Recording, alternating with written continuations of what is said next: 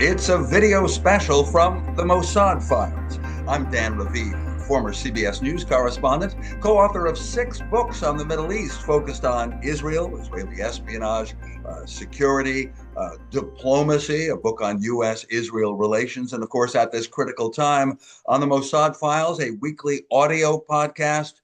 We've been talking mostly about the war against Iran. How's it going?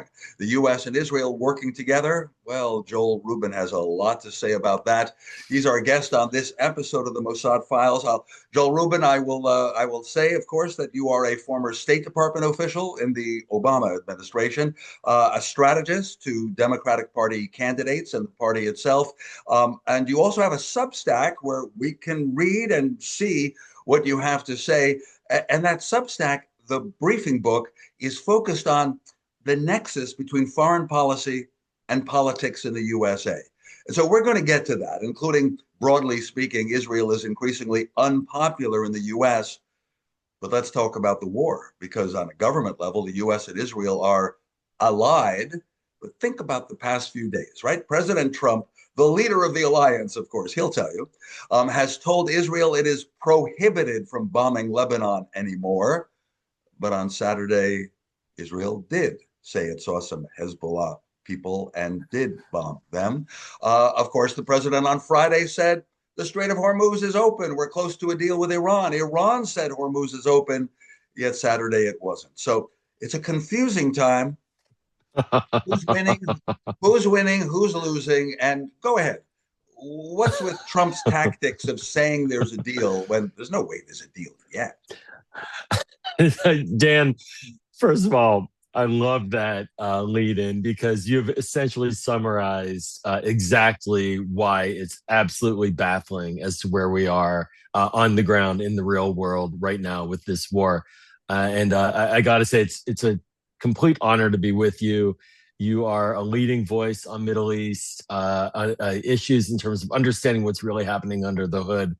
So thank you for allowing me to speak with you and with your audience. And look, thank you, Joel Rubin, for taking the time. Go ahead. Oh yeah, no, my honor. Really, look, the way I assess it is from a pure political military standpoint, and focusing in on the achievements militarily. The United States military has been incredibly effective at nailing its targets, at completely eviscerating the leadership ranks of the Islamic Republic. They have had succession plans in order, of course, and those people are filling in the old roles. But make no mistake, the strikes between the United States and Israel in taking out the longstanding leadership of Iran will have a lasting effect on their ability to organize and run that country, and really does demonstrate a weakness in their internal security apparatus as well. On the military side, when you look at the strikes, the more than 10,000 targets hit, a significant degradation of the missile infrastructure, of the essentially the military apparatus with the Navy and certain parts of the Army, the armed forces, the hits at the IRGC headquarters, on and on the list goes. It's been really devastating for Iran militarily. That does not mean they cannot rebuild. Of course, they can rebuild. But from a pure view of where we are, the Iranians would tell you they'd rather be where they were 2 months ago than where they are today by far. And the Iranians cannot militarily respond to the United States or Israel, which is why they've leveraged their one core asset, which is to shut down the global economy, or at least to damage it severely, which is why we're in the dynamic we're in. The third part, of course, and this is Lebanon and Israel in particular, is this question about the proxies, the question about whether or not the military support to them will continue. And the Hezbollah strikes into Israel provoked an Israeli response. And it's really impacted our debate and discussion here on the ground. But, again, if you're Hezbollah, you're not in a comfortable place. And the Lebanese government came to Washington for talks because they've essentially seen their entire territory up to the Litani River depopulated, which is a harsh thing to say. Folks have moved out while the military in Israel is on the ground. But that's been a long time coming, and here we are. All of that, though, and I got to say, I'll close with this: is if you lose the politics, you lose the policy. I've said that. I've said that on commentary, and I don't think it's that insightful. Really, we all know it's true, but the politics are being lost on this in rapid fire in the United States, and that's causing the gyrations now, where the strategy is not clear and the end game is not clear. And, I think a lot of people on all sides of this question of the war are very dissatisfied with where we are right now. Let's bring it to President Trump himself. What do you think about his style of saying there's a deal, of saying it's been agreed that nuclear dust, so to speak, the enriched uranium that apparently is buried underground, will be handed to the U.S.? We have no reason except President Trump to believe that Iran is going to hand it over or agree never again to enrich uranium. You get the general point. A few days ago, when at the State Department, your old stomping grounds, the ambassador of Lebanon and the ambassador of Israel sat together with Secretary of State Rubio. You, being a Democrat, however, still might have felt proud that the State Department is doing something good. Absolutely. And being allowed into the process. But then everything becomes doubtful when we don't believe what the American president is saying. I'm going to tell you, this is where I guess I'm going to pull the politics into this a little bit. I'm extremely disappointed in the reaction by the Democratic Party to moves towards peace in the region, be it on Gaza, where Democrats were very slow to embrace the peace plan. I don't think that's helped the process. And now in the Lebanese talks, I mean, Israel and Lebanon talking in Washington, D.C. about how to get to peace and deal with Hezbollah has been a long-standing American national security goal held by both parties for decades upon decade. And then you add to that list, Iran not getting a nuclear weapon has been a long-standing bipartisan policy goal of the United States from both sides of the aisle. And, this Trump derangement syndrome that we're suffering from, which truly undermines any analytic thought as to the obligations of the United States as a partner of an ally named Israel, really is harming, I think, democratic analysis of what is taking place in the Middle East. And the result is now our policy is political first, policy second. And political is another P I'll throw in, is types of pandering. And pandering is, for another P, the primary. So it's the P's everywhere. It's primary time for Congress. And we're seeing the results, which is that essentially when something good happens related to the Middle East, like these talks, Democrats can't applaud it because they're afraid that somebody in the base of the party is going to call them a Zionist or some kind of like horrible thing, like a supporter of Israel, and scare them. I don't think it'll cost them votes. I think let's clarify where we're at right now. But there we are. Sorry, I'm going off. No, listen, we have, of course, non-American viewers and listeners too. And so they should be reminded, everyone's heard, there's midterm election, right? The entire House of Representatives, every seat is up this November, about 1/3 of the United States Senate. But this is primary season, as you say, where the parties choose their candidate. And the Democrats often have kind of a fight between the more progressive side and the more standard side. And Israel and the Middle East are part of that. And that's where you say you're disappointed that you're not having serious members of your party, the Democrats. Let me be clear here. Giving the Trump administration credit. Again, you're being rather kind. I was being more unkind to Donald Trump for, I think, misleading us and giving us different explanations every hour and truth socials that claim victory. You haven't yet knocked Trump in this podcast. Try again.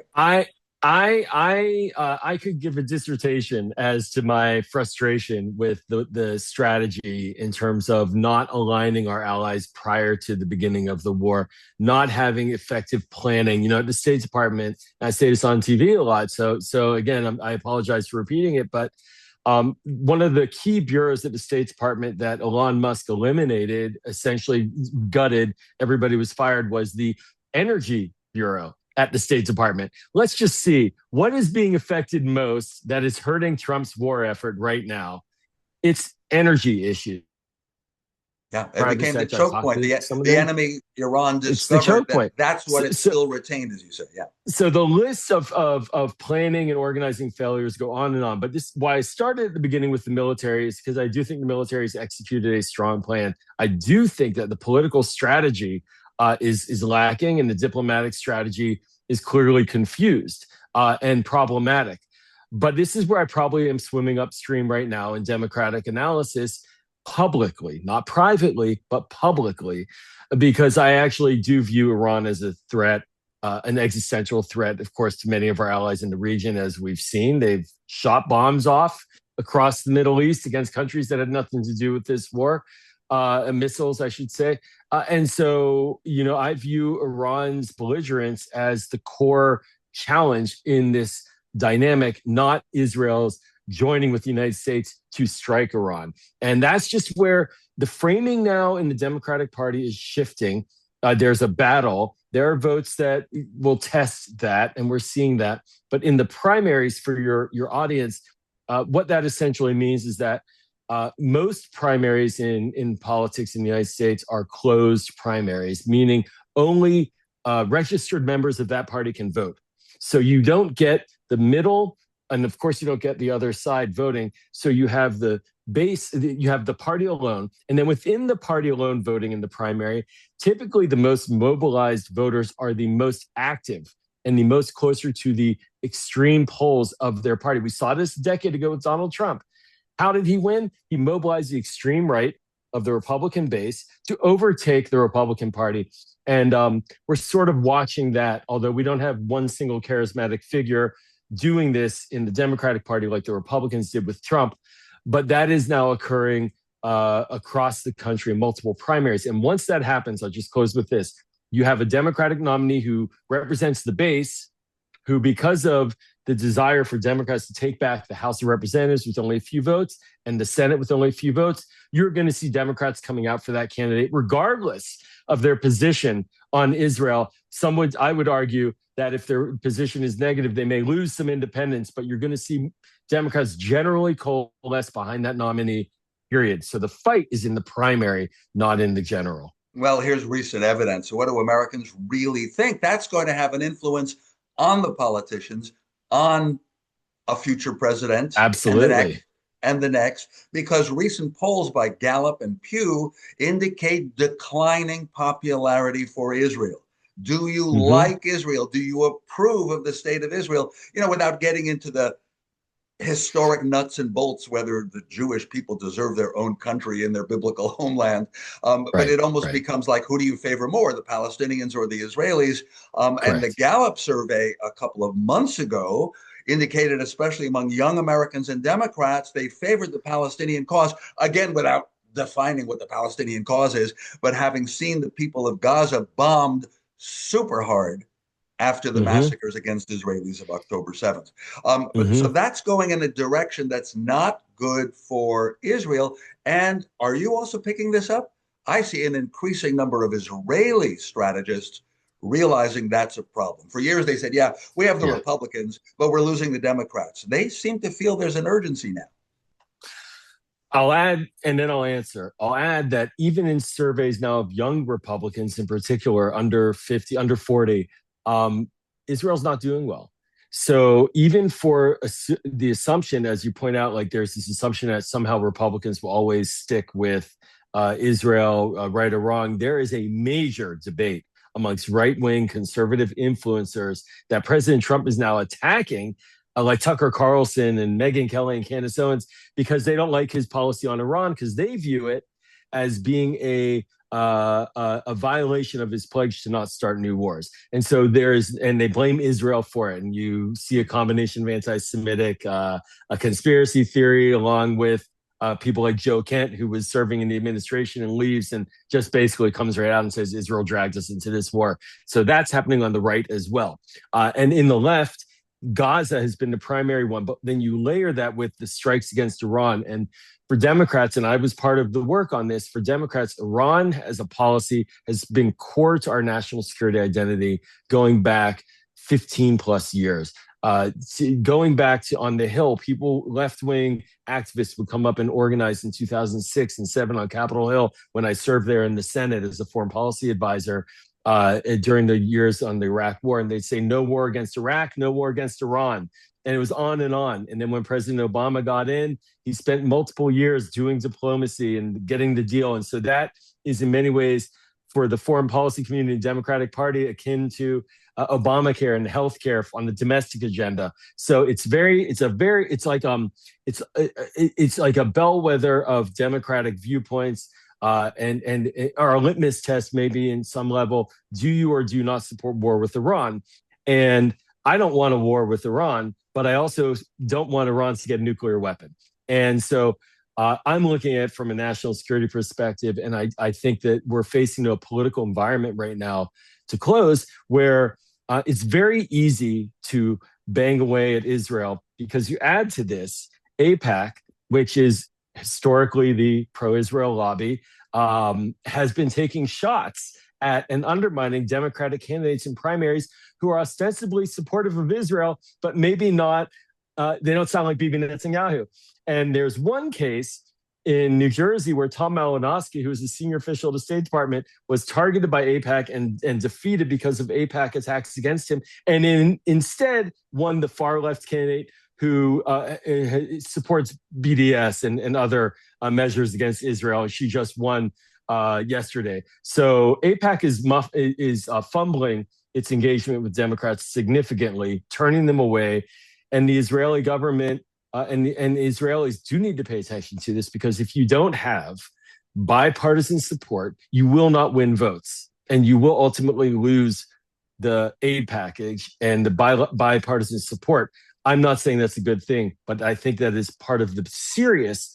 It is serious, and Democrats and what Democrats care about do need to be paid attention to in ways that I don't think they have been for a number of years either by the Israeli government. But Joel, take a step back with your internationalist hat, so to speak. There's so many changes happening rapidly in the lineup in the Middle East that, again, serious Israelis, including on this podcast, the Mossad Files, have suggested that Israel shouldn't be so dependent on the U.S. for weapons, that Israel should develop other friends. Apparently, they're not going to be most European countries, because Israelis are saying, well, they're not friendly with us. We're going to find more friends in Asia, et cetera. And of course, the moderate Arab countries.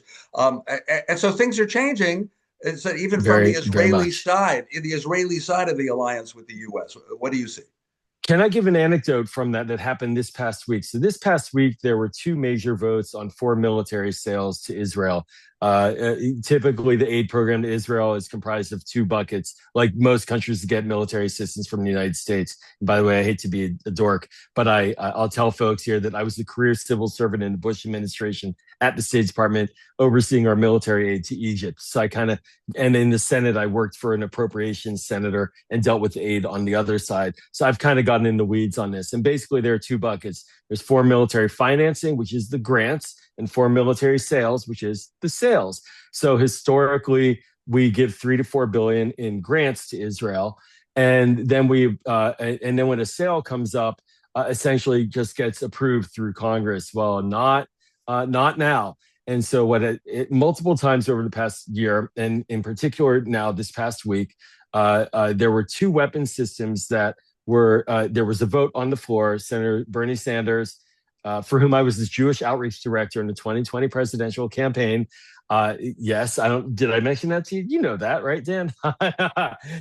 Yeah. So he seemed to be part of a rising tide. You were impressed by Bernie Sanders. Sure. Okay. No. I worked on his presidential campaign in 2020 as his Jewish director, but I'm critical of what he did this past week. Oh, I said the past tense. You were impressed by rising tide Sanders. Now you're less pleased by his stance. Okay, go ahead. I am deeply concerned about where he's taking the party and where he's taking the alliance, and he's taking it there.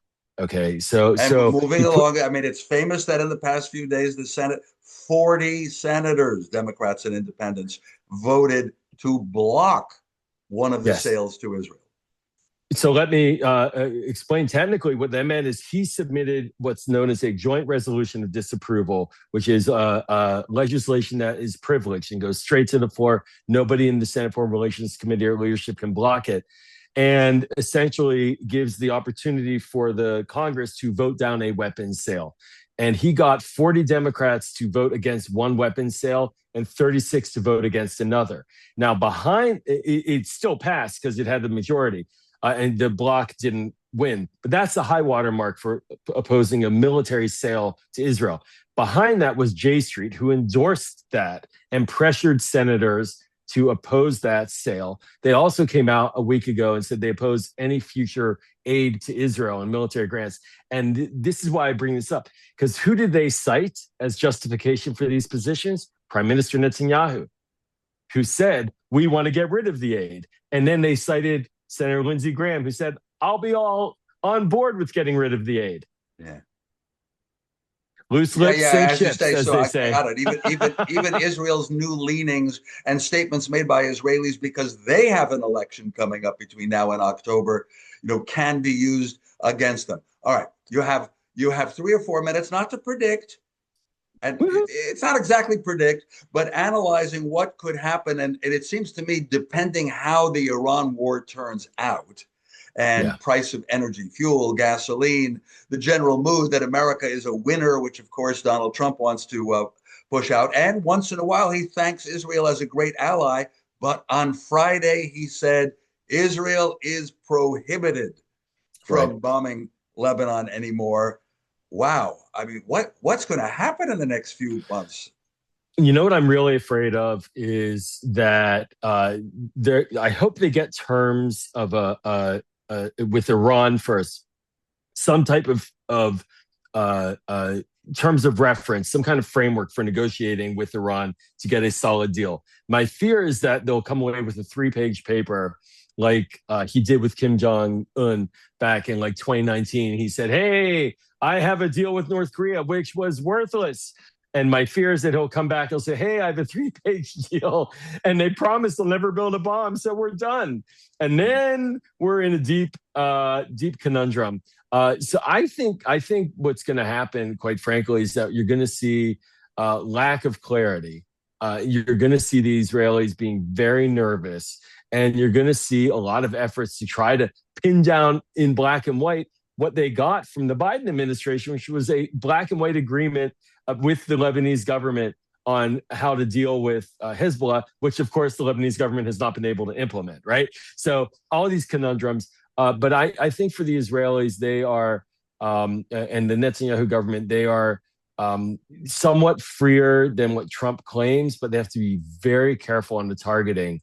The targeting that killed 300 people in Lebanon kind of blew up the politics. In many ways, that was the direct lead into the hostile vote by Democrats in the Senate. It wasn't the Iran war. Isn't that something? Because within Israel that day also had political goals, because the U.S. was suggesting the war might be winding down and negotiations were set in Washington. And the Israelis said, well, we want to show that we can still hit 100 targets in 10 minutes. Many people were killed. Probably mostly Hezbollah fighters, but a lot of civilians. We don't even know.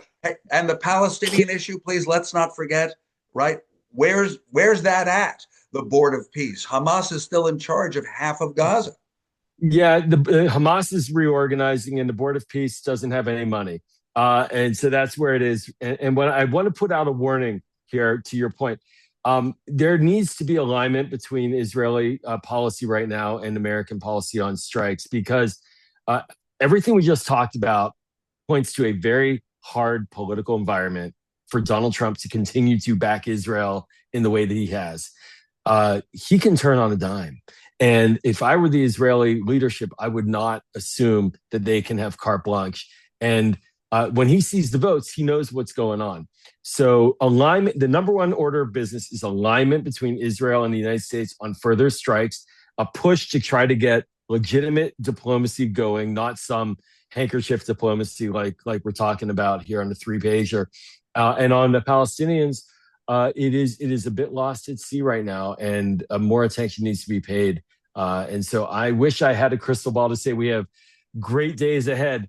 There are some military successes. My message is capitalize on those military successes because we're just in a game of inches right now. If you expect there to be regime change and everything is fixed overnight, that you have the magic unicorn policy, that ain't happening. So it's about locking in incremental gains and getting aligned on the policy. Yeah, and even if you're not a Middle East policy wonk, and most of our viewers and listeners to the Mossad Files are, but even if you're not a Middle East policy wonk, this affects politics in the United States and Israel. It affects international relations, America's alliances, and whether Donald Trump really turns his back and keeps insulting NATO, and how much we pay for gasoline and other fuel, and lastly, if I may, it even affects who are going to be the next leaders of these countries. So, I mean, a war has incredible impacts, not to mention that people die. 100%. 100%. As you say, Joel Rubin. Can I make one plug? Can I make one additional plug? I want to hear a plug. I am publishing a book next month called Saving Democratic Foreign Policy. And I will share it with you as soon as it's out. But I wrote about this stuff because I want us as Democrats to have a smart foreign policy, to stick with our allies, to stick to our traditional goals, and to do it in a smarter way as Democrats than what we're seeing from the other side and from the president as well. And there's a way there. There are a lot of people who want this, but our politics right now are very conflictive. And so I'm trying to put those ideas into the mix. All right. Wishing you a lot of readers for that. And everybody can read. Subscribe to Joel Rubin on Substack. It's called The Briefing Book. I think you'll want to read and hear more of what Joel Rubin has to say. Thank you very much, Joel, former State Department official, busy in the Democratic Party, trying to help them straighten out their policies. Joel Rubin, thanks for being here on the Mossad Files. Dan, it was a pleasure. Thank you. And my thanks to you for watching this video special from the Mossad Files. It's an audio podcast every week. You can find it on all the audio podcast platforms. It would really help me and help the cause. It's not a matter of money, by the way, if you would subscribe and download the Mossad Files regularly. Also, my plug for my books, co-authored with Yossi Melman, a brilliant Israeli journalist. They include what's over there. There it is, Spies Against Armageddon, Inside Israel's Secret Wars. It's a history of the Mossad and other Israeli secret agencies. There's another book we wrote. And our latest is an affordable ebook called Target Iran, how the Mossad penetrated Iran. Hint, not Jewish agents, not Israelis, a veritable foreign legion employed by the Mossad. For now, I'm Dan Raviv. Thanks for watching.